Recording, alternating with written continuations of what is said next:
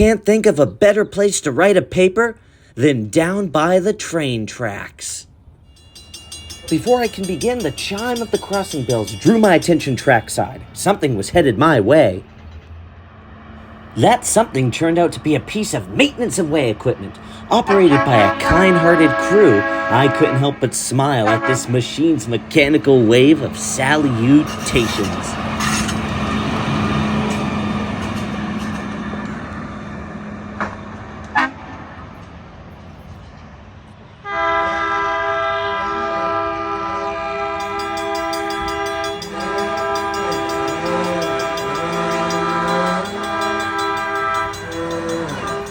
No sooner had the first piece of equipment passed by than the crossing gates were forced down once again by the appearance of another machine. No wave this time, however, this machine did have a special passenger hitching a ride. Safe travels, Mr. Rocking Horse.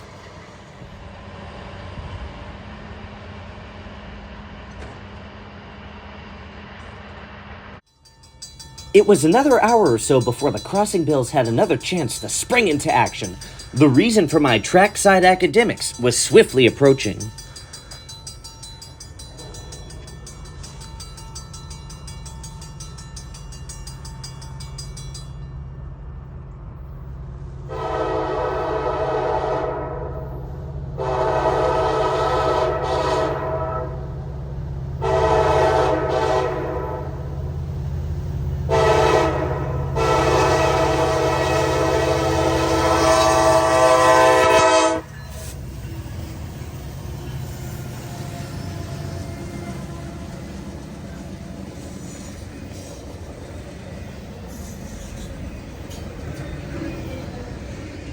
And there we have it, one of the most prized finds in the railroad world, a heritage unit.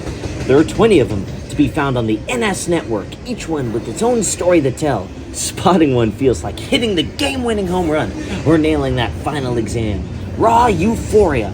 Being a major artery on the NS network, the Greenville district sees more heritage equipment than most, and this week, our humble city was inexplicably swept up in heritage hysteria as unit after unit passed through the Greenville district. Not wanting to miss this one-of-a-kind opportunity, I headed out on the town in a valiant attempt to catch 'em all. But before I could capture other trains, I first had to wait out this Savannah and Atlanta adorned intermodal as it cleared the crossing.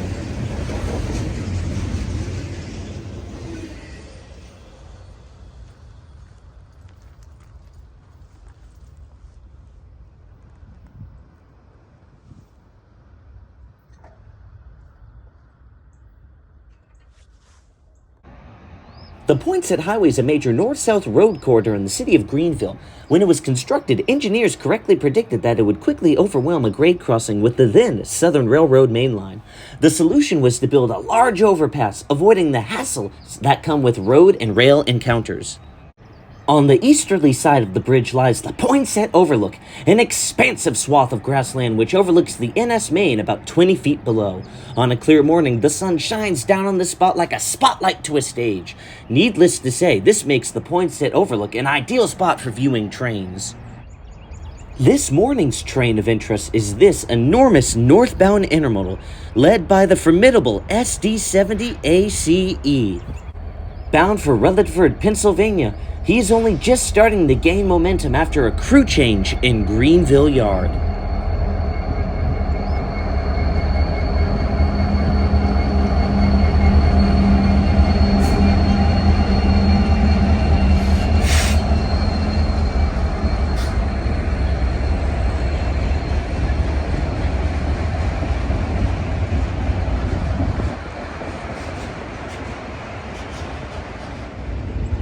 In terms of cargo, we have our usual suspects. Hub Group and JB Hunt containers are the dominant shippers here in the Greenville district. But wait, if this train is so common, then why did I make a point of watching it? Well, this particular intermodal, often more than 2 miles long, is often helped along by a pair of mid-train DPUs, and one such engine is said to be of particular zest today. Soon, I can spot its distinctive red paint scheme glimmering through the bridge supports. Today's DPU power is proudly provided by the Norfolk Southern Heritage Unit.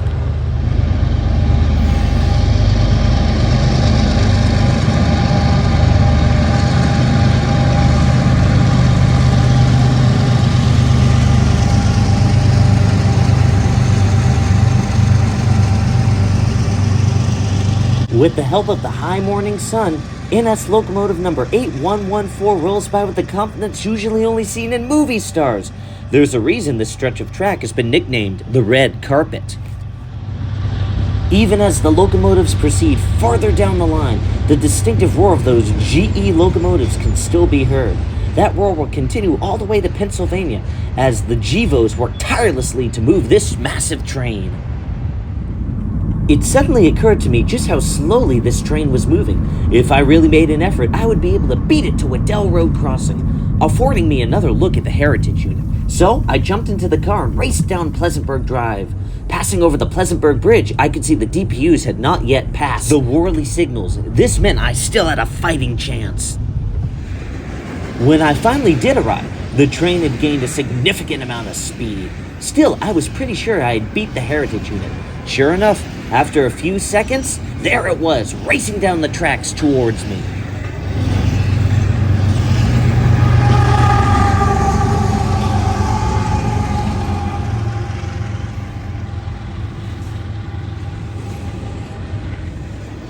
I did not expect to be chasing this train. Otherwise, I would have been careful to set up on the sunny side of the tracks. That aside, however, I'd say this train has earned its place in the archives of a successful catch.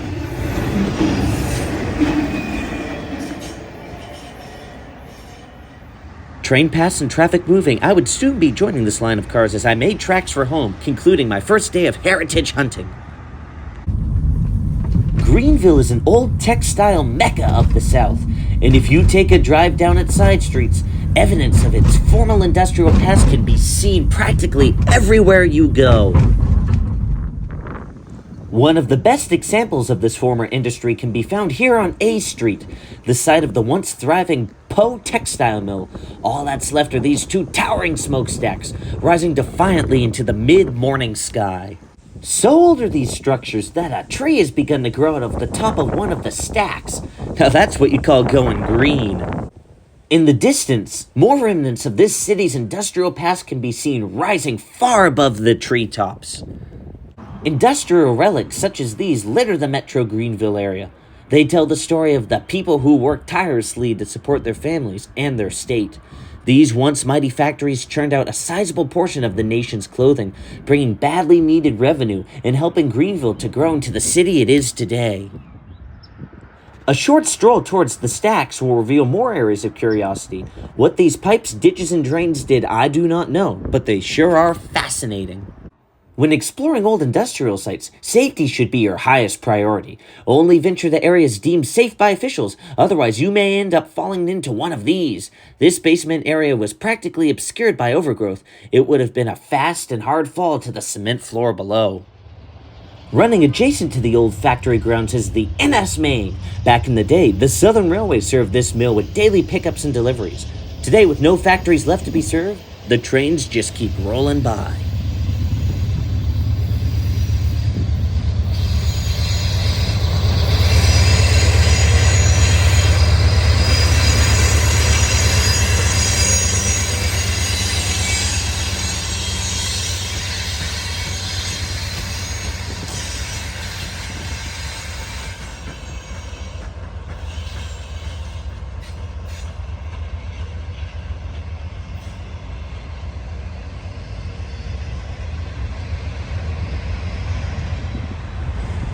With a train for a size comparison, the enormous scale of these twin stacks quickly becomes very apparent. They quickly render this usually massive intermodal to something no smaller than a toy.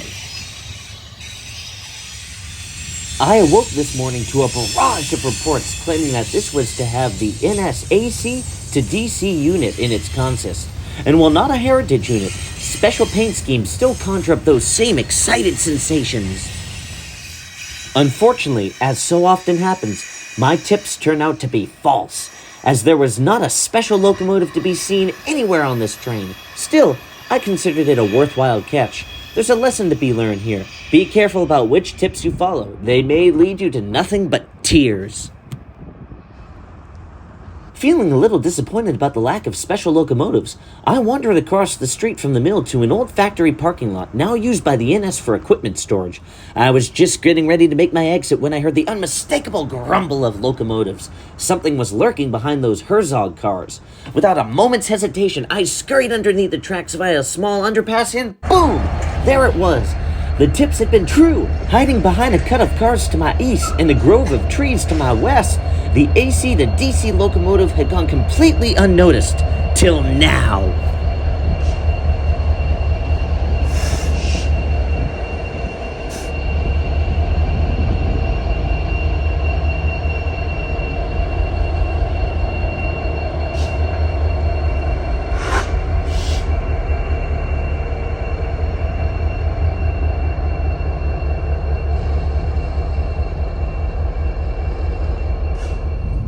Suddenly, the air was electric with excitement. Assuming the locomotive was building a train, I decided to intercept it at Greenville Yard. But when I got there, no locomotives could be seen. I'd moved too far north. So, I hopped back into the car and sped south towards the Greenville Yard footbridge. Hopefully, it wasn't too late. There it was, almost entirely obscured by its surroundings, but there nonetheless. It seemed that it was in the process of adding another cut of cars to its consist. This meant it would have to move back north a ways. So, back in the car I go, rushing back towards the old factory parking lot in hopes of intercepting this elusive train. It was not a moment too soon either. The train was on the move. That's when I remembered it came from the track behind this cut of Herzog cars, so that's probably where it's headed now. The unmistakable sound of train on switch confirmed my suspicions, so without a second thought, I once again raced back under the tracks and up onto the other side, just in time to watch this special locomotive confidently roll by.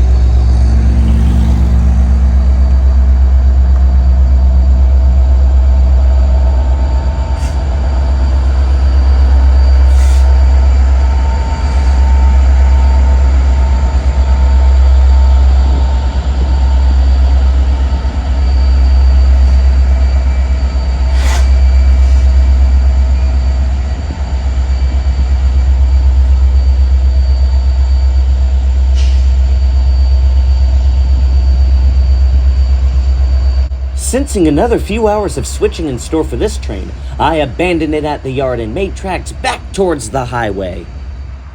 From the western side of the Poinsett overpass, you can clearly see the North Greenville Yard signal and milepost marker. Marking the north side of Greenville Yard, these signals act as the gateways both in and out of Greenville. Cleared for northbound travel, this freshly crewed intermodal is moving along at a brisk pace as it accelerates past the North Greenville signals and out of the yard.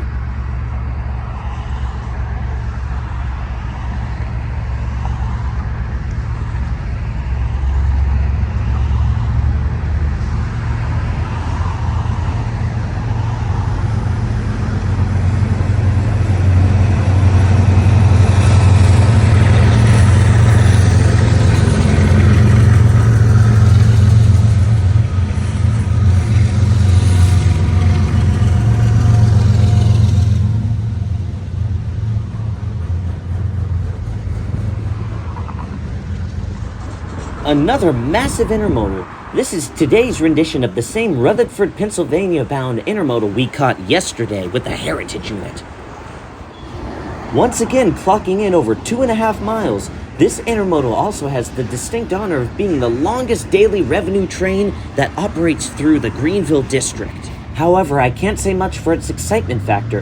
Intermodals comprise the majority of Greenville rail traffic, and once you've seen one, it feels like you've seen them all. Nevertheless, despite their commonality, these trains are still highly impressive machines. Look, these double stacks barely even fit underneath the Poinsett overpass. Now that's something to marvel at. There is also something to be said about these intermodals' uniformity.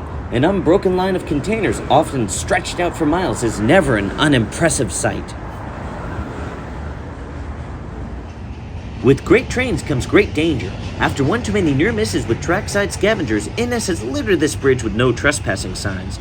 Their effectiveness is questionable, but the number of reported trespassers has reportedly decreased as of recent. All this to our intermodal's benefit. With no near misses today, this train is cleared to continue its journey north.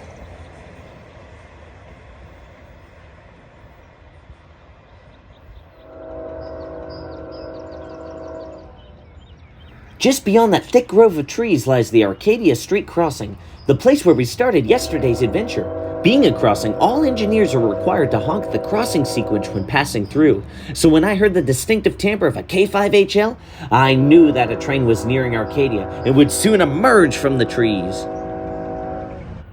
Sure enough, here came a southbound BNSF intermodal slowing for its crew stop in Greenville. Much to my delight, I could just barely make out the distinctive red paint scheme of a warbonnet, serving as the second engine in the lash-up.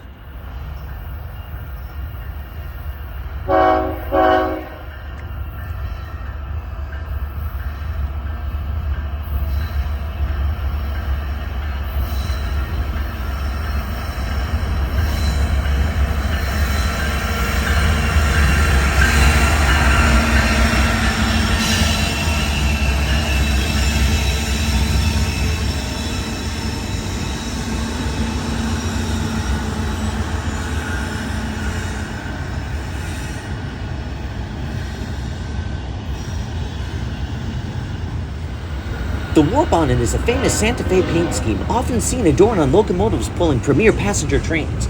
Santa Fe's successor, BNSF, preserved its predecessor's legacy by painting a number of Dash 9s into the iconic livery. The warbonnet is also one of my very favorite heritage units, and I always make a point to see it whenever it wanders down the Greenville district. Not content with just one viewing, however, I decided to chase it to the Saluda Trestle to try my hand at a second glimpse. It seems some landscaping was afoot here at the base of the trestle. Dirt and rock piles dominated this once grassy terrain.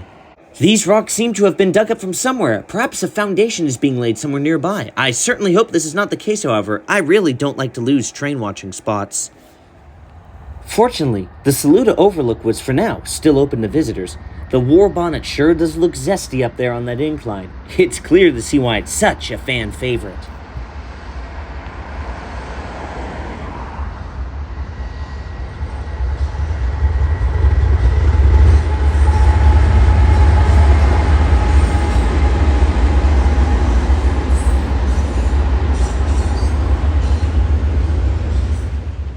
As the warbonnet crossed the trestle, I suddenly felt the urge to continue the chase. It was rather late in the game for such a decision, but nevertheless, I decided to try my luck and race to intercept and easily. Unfortunately for me, busy roads and traffic lights are not conducive to catching trains. You can just make out the remnants of our train as it races south. Oh well, better luck next time. I decided to make my way back home for the day, when to my surprise, I spotted what I was certain to be the same manifest cut I saw the AC to DC train shunting earlier in the day. Pulling over for a closer look, it appeared that this manifest train was fully assembled and awaiting clearance underneath the Poinsett overpass. Jumping into action, I altered my course for Waddell Road in hopes of catching the train departing Greenville, but before I left, I could not help but take a moment to observe this curiosity. Solar panels on these Herzog hopper cars. I wonder what they power. Solar panels aside, I was sure this train would be on the move soon. Waddell Road was the nearest crossing that would not be obstructed by the idling manifest train, so that's where I headed. But to my surprise, there were still cars blocking this industrial crossing just yards away from Waddell Road. That's over 4 miles of train.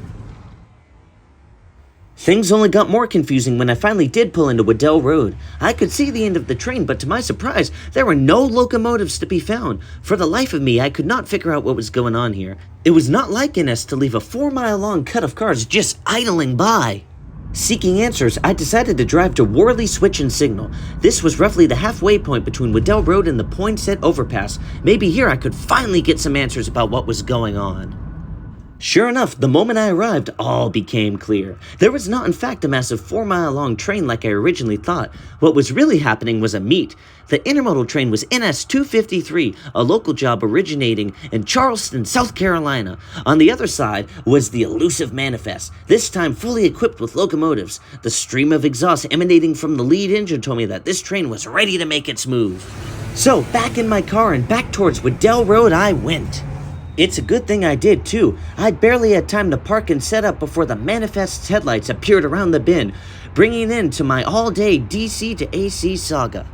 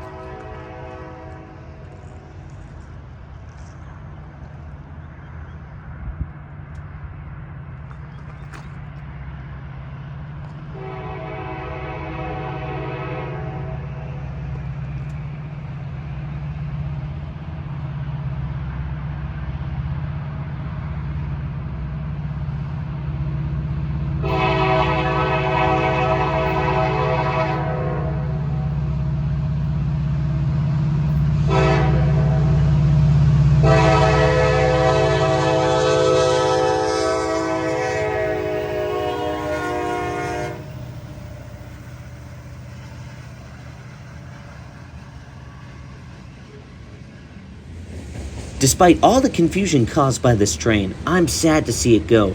This manifest's antics led to a really fun day.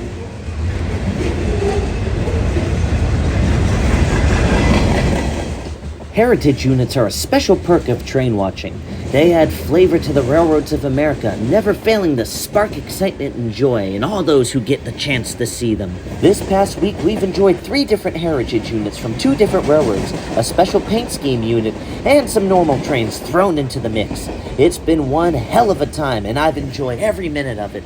But alas, as the sun sets, our week also draws to a close, and I must be off doing other things. And with the last shred of light, the final train of the day vanishes into the distance. Thank you for joining me on this multi-day heritage unit hunt.